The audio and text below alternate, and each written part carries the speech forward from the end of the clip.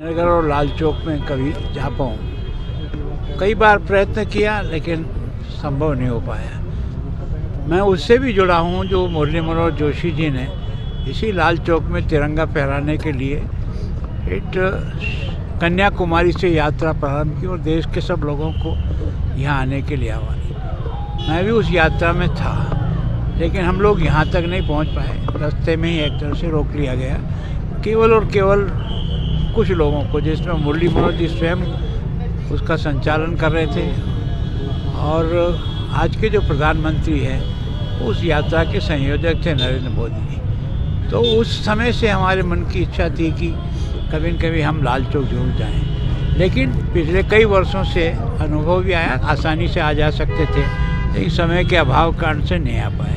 लेकिन अभी मैं पंजाब में राज्यपाल हूँ, नज़दीक भी आ गया हूँ और सामान्यतः मेरी इच्छा भी थी, तो केवल 2-3 दिन घूमने के हिसाब से भी और इस पवित्र स्थान को भी देखने का मुझे मौका मिले, जहाँ भारत का तिरंगा लहराने के लिए भी एक संघर्ष करना पड़ता था।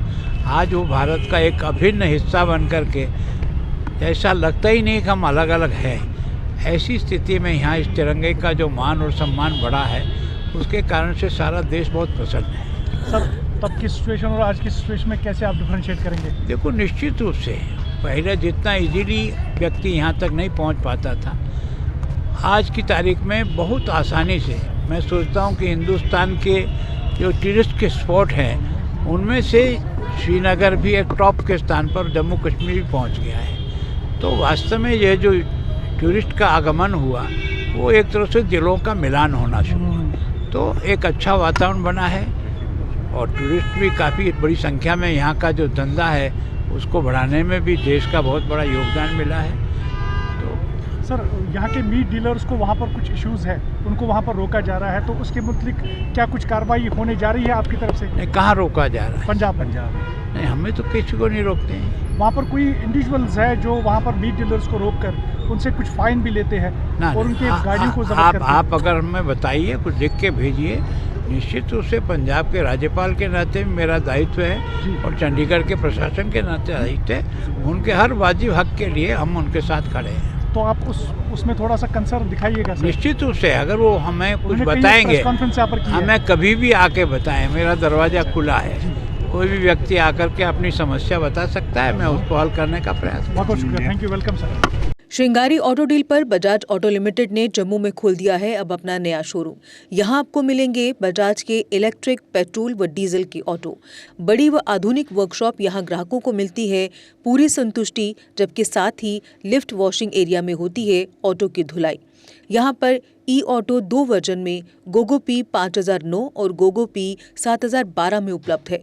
इलेक्ट्रिक ऑटो गोगो पी 5009 एक बार चार्ज करने पर चलता है 170 किलोमीटर तक, जबकि गोगो पी 7012 एक बार चार्ज करने पर चलता है 251 किलोमीटर तक। यानी बार बार ऑटो को चार्ज करने का कोई झंझट ही नहीं और दिन भर चलाएं अपना ऑटो और बढ़ाएं अपनी कमाई।